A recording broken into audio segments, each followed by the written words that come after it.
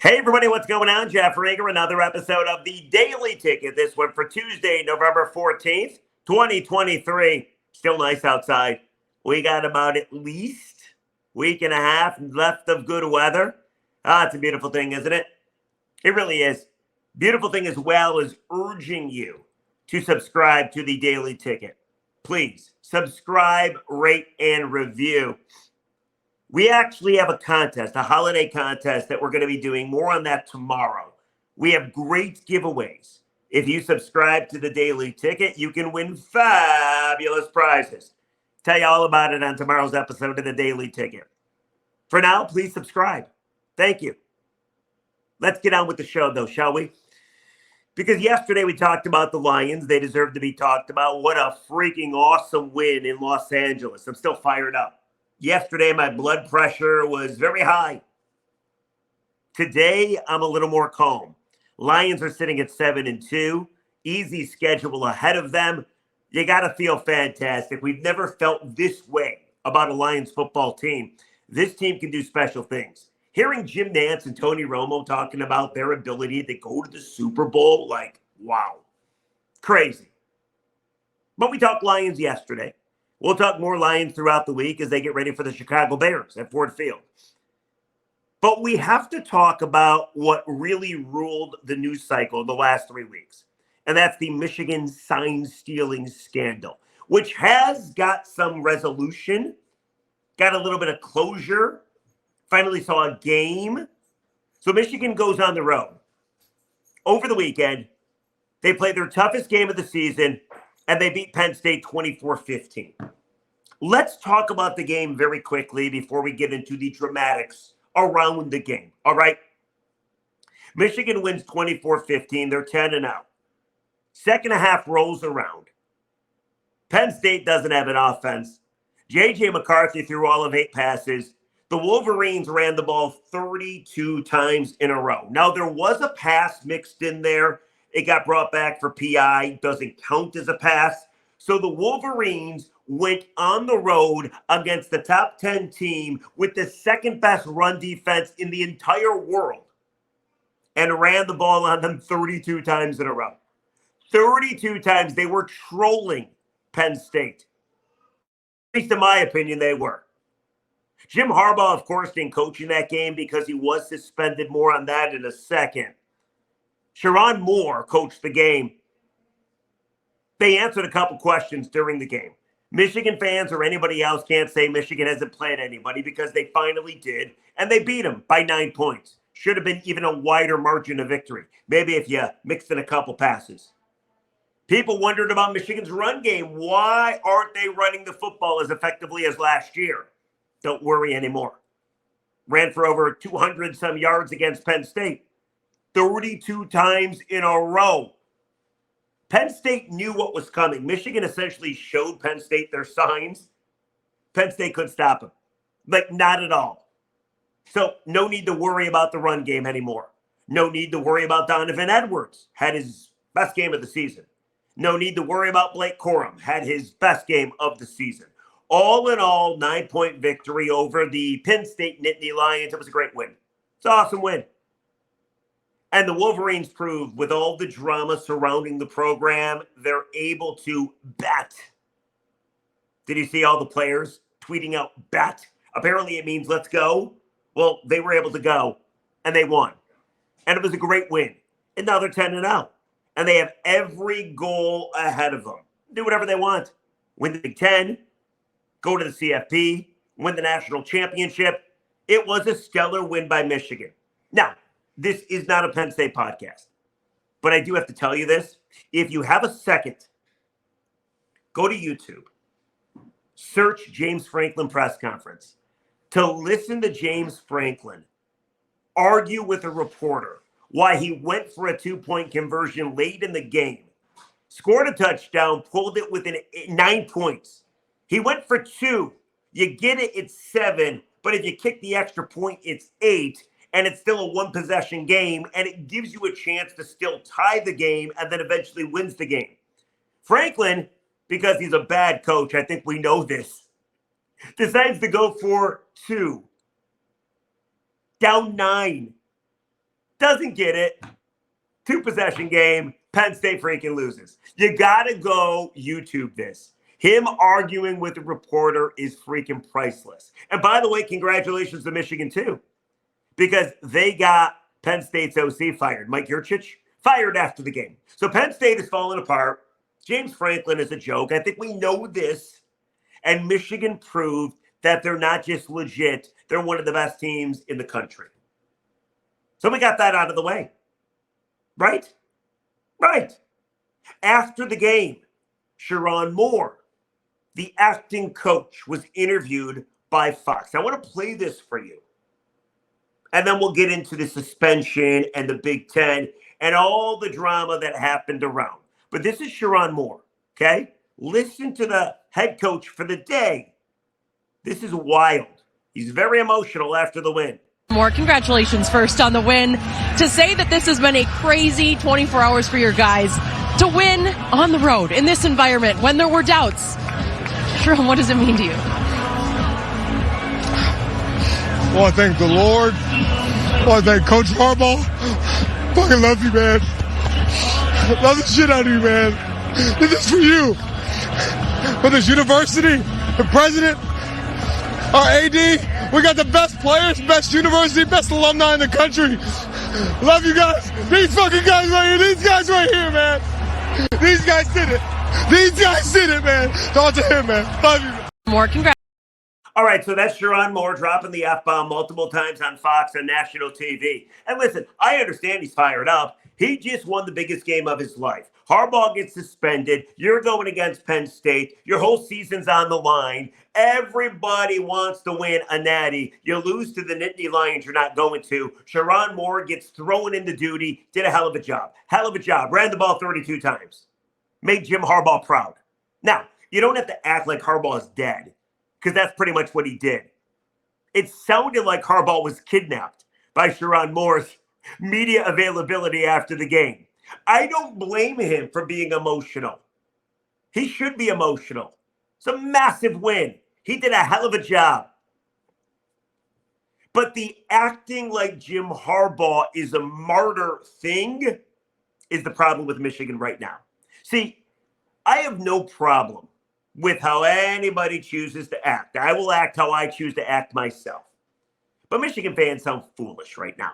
If you want to talk about the ability to win football games and win a natty, then go do it. But you got to stop whining and crying. The events of Friday into Saturday, when Tony Petitti of the Big Ten finally rules, Michigan's plane is in the air. Petitti suspends Harbaugh for 3 games, but he's allowed to coach during the week. Michigan claims they're cooperating, right? First thing they do is, hey, we're going to a judge and we're going to get the TRO, the temporary restraining order. Michigan told the Big Ten they were going to do that, right? So they go find the judge. They keep him up till like 5 in the morning. The judge says, nope, can't do it. Need more time. Denied. Harbaugh's not able to coach. And apparently there's going to be a trial or a hearing on Friday in a Washtenaw court. And maybe Harbaugh will be able to coach the Maryland game. Okay? I think I caught you up to speed. Tony Petitti decided I'm suspending Jim Harbaugh. After the letter that Michigan wrote the Big Ten, I think a lot of people thought Petitti was going to cave. But kudos to Petitti because he did what he thought was right. And Michigan fans are not taking it well. Ward Manuel, the AD, wrote a scathing letter to the Big Ten. Santa Ono, the president, sent out a tweet talking about overcoming adversity, and every Michigan fan felt the need to play victim. Can we stop playing victim, Michigan? Can we stop playing victim? You broke the rules. Not you personally, but Harbaugh did. Second time he's suspended this year. And you want to say, oh, they're against us. Oh, woe is us. We're the victim. You broke the rules. You put yourself in this position. You don't want to be the victim. Don't break the rules. How many things have to happen on Harbaugh's watch? And by the way, he's a great coach. How many things have to happen before somebody says the obvious? This guy's a lunatic right now. Great coach, sure. But the program that he's running, it's insane. Look at the last year. Look at what Harbaugh's been through. He's been suspended not once, but twice. He's got questionable hiring practices. You know about Donovan Edwards and the tweet. You know about Mozzie Smith and the gun charge. The program's been a disaster, but it doesn't matter because they keep winning, and that's fine. So enjoy the victories, but stop acting like they're out to get you. Stop making Jim Harbaugh a martyr. Stop acting like, oh my God, this is the worst thing in the world. You're embarrassing yourself. You really are. I'm a Michigan fan myself. I'm not going crazy. At the taping of this podcast, the time of this podcast, I'm getting excited to watch Michigan St. John's. You got Phil Martelli versus Rick Pitino. I'm a Michigan fan. But I'm not yelling at the top of my lungs to whoever will listen how screwed Michigan is because the Big Ten hates them. You got to stop it. Please, just stop it. But the embarrassment did not stop over the weekend, and it's still going on. And I think it's a little better now because Michigan won the football game. But my goodness, Friday leading into Saturday. Oh, the world is against us. It's Michigan versus everybody. We're going to show you. We're going to do the unthinkable. We're going to beat Penn State without our coach. Oh, oy vey. But it got ridiculous. I think this was from Friday. So Michael Rosenberg, who used to write for a local Detroit paper, works for Sports Illustrated now. And he posted an article, and this is hysterical. According to SI and Rosenberg, the U of M Board of Regents discussed, are you ready for this? Leaving the Big Ten if Tony Petitti were to suspend Jim Harbaugh, which he did. A person with knowledge of the meetings told SI, quote, Tony Petitti has no idea how badly he just botched his job, but here's a hint. In a meeting last week, Michigan Regents discussed potentially leaving the Big Ten if Petitti suspended Coach Harbaugh without what the school considered due process. Let me get this straight, by the way. Connor Stallions gets suspended immediately, right? Where the hell was his due process? But Jim Harbaugh gets suspended 3 weeks after the fact, whether he knew, whether he didn't know what happened on his watch. And this is what you're so pissed off about. So the Big Ten's like, oh, we're going to leave the Big Ten. I got it. We're being treated so unfairly. We're going to leave the Big Ten. We're going to take our ball. We're going to go home. Go leave the Big Ten. Who the hell cares? The other schools in the Big Ten would probably say, see ya. You'd be leaving $100 million on the table. Big Ten should invite Notre Dame to join the conference in your place. Let them keep their TV deal with NBC. Give them your $100 million, and you can go be an independent. Go schedule by yourself. Go do everything by yourself. Also say goodbye to Michigan, Ohio State as we know it now. It would no longer be the last game of the season. I know you bitch and whine about it, but it won't. Maybe the Buckeyes wouldn't even play you. That'd be funny. Maybe Michigan State wouldn't even play you. How far you want to take this? How far? Now you're going to leave the conference? Because you got suspended for breaking the rules. Oh, and by the way, you said you were going to cooperate with the investigation. Oh, it's laughable, people. It does fire me up. I'm not going to lie to you. I like Michigan. I root for Michigan. But I don't want to act like those fans are acting. I don't want to act like the worst thing in the world has happened to us. The entire world is against us. I could understand that way of thinking if Harbaugh wasn't suspended for something that is thought to be a pretty big cheating scandal. But I know Big Ten can't suspend him under the sportsmanship policy. That's what people like to argue. I know there's no way Jim Harbaugh could have known. I know. Poor Jim. He did this to himself. But Michigan fans apparently don't see it that way. Michigan fans, how about this? Enjoy your team. Enjoy the games. And maybe you'll get the last laugh because if Michigan beats Ohio State, which I think they will, and then they beat Iowa in the Big Ten title game, then Tony Petitti is going to have to hand Jim Harbaugh the Big Ten title trophy.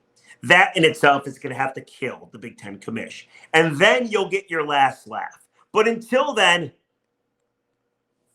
stop. Please. You're embarrassing yourself. And I know all about embarrassing because I embarrass myself on a daily basis. That's the Daily Ticket, people. What do you think? Comment section below. Am I wrong about this? You'll probably think I am. Let me know. Also, while you're at it, please do me a favor, subscribe to the Daily Ticket. I'd be eternally grateful. And coming up on tomorrow's episode, we have a contest where we're going to give away cool stuff. We'll explain it. Let's get to the comments. Every episode of the Daily Ticket, I read comments. Good comments, bad comments. A lot of good comments about yesterday's podcast. It was labeled The Balls, talking about Dan Campbell and how ballsy and gutsy he is. Good comment from JWAMZ. JWAMZ says, great stuff, Jeff. Just found this podcast. We'll definitely be following. Oh, thank you, JWAMZ. Here's another one. This one from Clinton Iumer. I-U-M-E-R. I love these little breakdowns from you, Rieger. Thank you. Look at that. People are enjoying the podcast. And then the bad comment. This one comes from R. Rich Creek. It says the following. Can we talk about that wig of yours? What wig? I did the podcast yesterday. I read his comment. Multiple people liked his comment. And then I asked everybody I know, do I look like I'm wearing a wig? This is real, guys. Look. Why did you think yesterday I was wearing a wig? Why? You want to see roots? See roots. Here, you want to look like a wig is? You want to know what a wig is? Here you go. This is a wig, people. There you go. That's a wig. This is my daughter's Wednesday wig. That, my friends, is a wig. See that? That's a wig. This, not a wig. Wig, not a wig. One more time. Wig.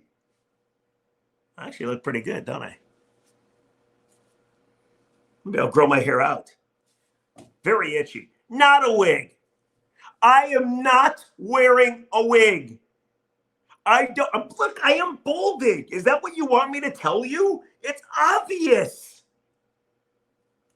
I'd shave my head, but my daughter and my wife will not allow it. You gotta stop with the wig. Oh my goodness.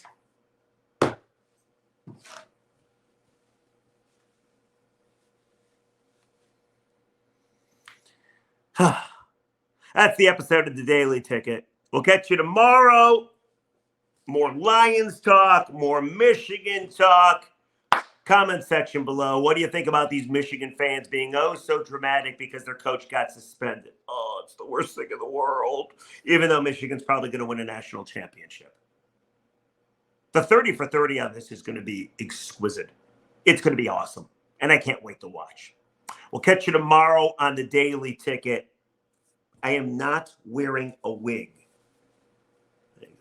That is a wig right there. All right.